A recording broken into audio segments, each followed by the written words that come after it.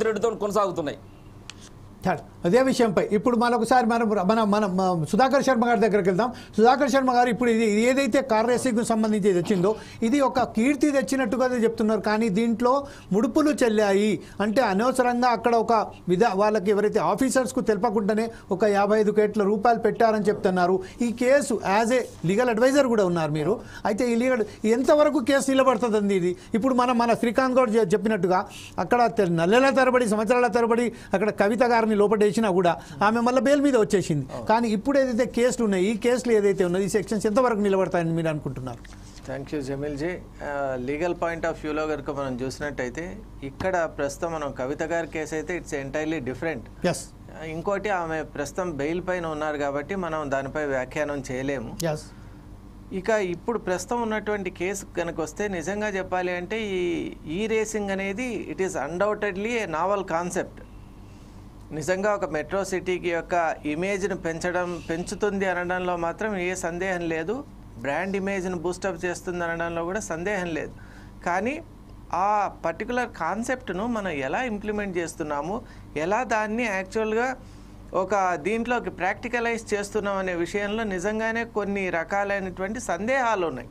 వీటిని సందేహాలుగా మాత్రమే మనం చెప్పగలం. ఎందుకంటే నిజంగా in the capacity of a minister for that exclusive department and being the vice president of the particular corporate entity అక్కడ హెచ్ఎండిఏ, ఆయన క్లెయిమ్ చేసేది ఏంటంటే I have the sufficient capacity to discharge such kind of approvals without being formally getting approval from the concerned cabinet అని అంటున్నారు. అయితే ఇక్కడ ఒక విషయాన్ని మనం చూడాలి. ఇది ఫారిన్ ఎక్స్చేంజ్కి సంబంధించినటువంటి విషయం. ఇక్కడ ఇంటర్నేషనల్ ఏజెన్సీస్ ఎప్పుడైతే ఉన్నాయో జనరల్గా అక్రాస్ ది బార్డర్స్ ఎప్పుడైతే మనం మనీ ట్రాన్స్ఫర్ చేస్తామో లీగల్గా మనము ఆర్బీఐ రూల్స్ అనేవి చాలా స్ట్రిక్ట్గా మనం ఫాలో చేయాలి. That's a mandatory constraint. మనం ఇక్కడ బీజేపీ అనో కాంగ్రెస్ అనో లేక ఇంకో బీఆర్ఎస్ అనో కాదు. మనం ఇక్కడ 4 సైడ్స్ టీవీ యొక్క పద్ధతి ఏమిటి అంటే we are unbiased, uncoloured, we don't take side with any political affiliation. కాబట్టి ఇక్కడ ఒక లీగల్గా మనం చూసినట్టయితే ఆర్బీఐ అప్రూవల్ తీసుకోకపోవడం అనేది కొంతవరకు మాత్రం ఈ కేసును డ్యామేజ్ చేస్తోంది. అది మాత్రం క్వశ్చనబులే. అయితే అక్కడ స్పాన్సరర్స్ లేనప్పుడు he has made that particular kind of arrangement అనడం కూడా అది కూడా వాస్తవమే. ఎందుకంటే ఒక పెద్ద ఈవెంట్ వస్తోంది, మిడిల్లో వాళ్ళు అనుకున్నటువంటి ముగ్గురులో ఒక పార్ట్నర్ వెళ్ళిపోయినప్పుడు మేము మిగతా స్పాన్సరర్స్ వచ్చే వరకు ఈ కార్యక్రమం ఆగకుండా చేశామనడం అది కొంతవరకు హేతుబద్ధం అనే మనం చెప్పుకోవచ్చు.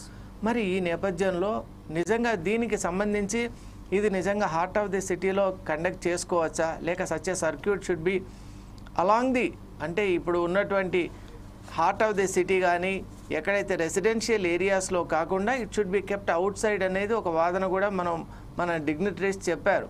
నిజంగా that also needs to be taken into consideration. అయితే అక్కడ కేటీఆర్ గారు అన్నది ఏంటి అంటే మనం we are not only promoting the particular car racing, we are also trying to boost up the image of our particular state and our city of Hyderabad. కాబట్టి మన సిటీకి ఇక్కడ ఉన్నటువంటి ఒక వండర్ఫుల్ లేక్ హుసేన్ సాగర్ కాబట్టి మేము అరౌండ్ దట్ అలా ప్లాన్ చేసాము. నెక్లెస్ ఏరియా అండ్ అదర్ ఇవన్నీ కూడా అమ్యూనిటీస్ ఉన్నాయి కాబట్టి we just wanted to showcase all these things అని వారు చెప్తున్నారు. కాబట్టి let's go in to the debate. ఇప్పుడు చూద్దాము, మళ్ళీ కూడా వీళ్ళు అసలు ఆంతర్యం ఏంటో వాళ్ళ ద్వారానే మనం తెలుసుకునే ప్రయత్నం చేద్దాం.